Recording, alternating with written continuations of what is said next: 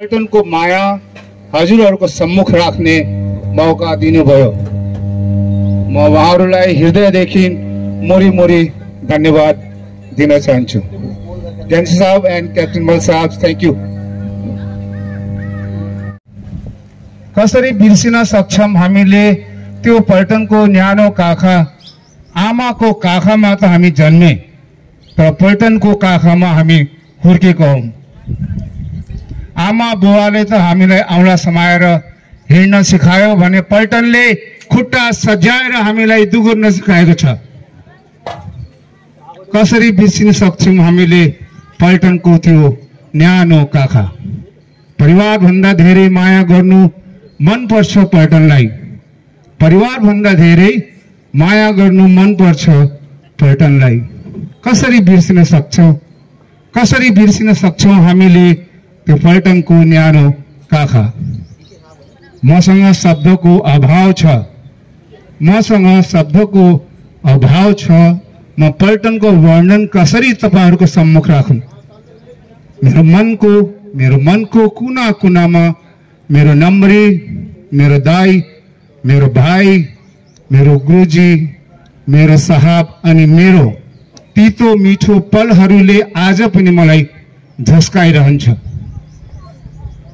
मलाई सम्पूर्ण आशा छ कि तपाईहरुको मनमा पनि अवश्य यो कोताहुल्ता हुन्छ नै होला र पनि म साहस गर्दैछु कि म पर्यटनको निम्ति दुईटा शब्द तपाईहरुको सम्मुख राख्न सकूं। गल्ती भएमा क्षमा गर्नुहोला।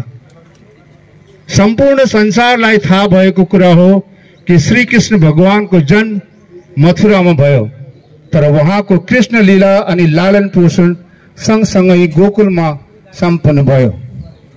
त्यसै प्रकार हामीहरूको पनि जन्म त आफ्नो घरमा भयो, तर पर्यटनको आँगनमा नै खेलेर हुर्केको हो हामीहरू। अनि वहाँ नाना प्रकारको प्रशिक्षण अनि अनुशासनको शिक्षा पाएर हामी योग्य भयौं अनि अनेकौं क्षेत्रमा कौशलता प्राप्त गऱ्यौं। कसैलाई देशको हिफाजतको लागि आफ्नो जीवनको बलिदान दिनु पर्यो, अनि कसैले शौर्य कमाए त कसैले आफ्नो भविष्यको सही अर्थ बुझ्ने मौका पायो अनि आफ्नो कार्यकाल पूरा गरी आज यहाँ भेलामा सामेल हुने सौभाग्य प्राप्त भएको छ। धेरै भाग्यशाली छौं। कसरी बिर्सिन सक्छौं हामीले पर्यटनको त्यो न्यानो काखा? त्यो ठाउँ, त्यो घर, त्यो माइती घर, त्यो गुरुकुल अथवा डिग्री कलेज हो हाम्रो पर्यटन 48 गोर्खा राइफल, जसले हामीलाई चिनो दियो, हाम्रो पहिचान दियो। पर्यटनदेखि सेवानिवृत्त भएपछि पर्यटनले दिएको डिग्री अनि अनुशासनको माध्यमले हामीले विभिन्न क्षेत्रमा कार्य गरी आफ्नो जीवनलाई सफल बनाएको छौं। आज हामी जो पनि स्थानमा छौं, जो कुछ पनि छौं, उहाँको देन हो, उहाँको आशीर्वाद हो, हाम्रो पर्यटनको आशीर्वाद हो। कसरी बिर्सिन सक्छौं हामीले पर्यटनको त्यो न्यानो काखा? हामीले आफ्नो माइती घर, आफ्नो गुरुजीहरूको ऋण यो जीवनमा कदापि चुकाउन सक्दैनौं। हामी सबै पर्यटनको ऋणी छौं।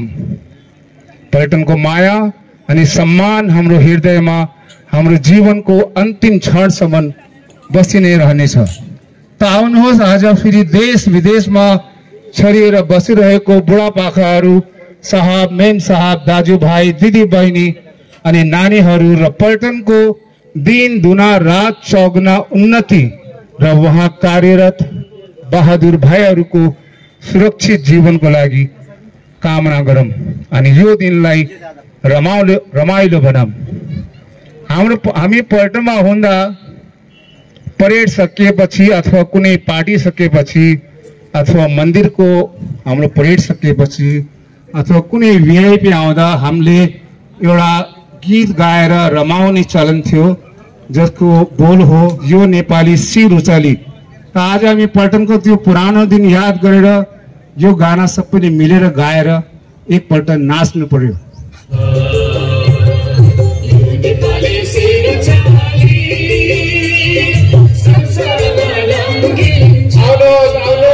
आउनुहोस्, सर्कल पुरा गर्नु लेडिज पार्टी प्लिज।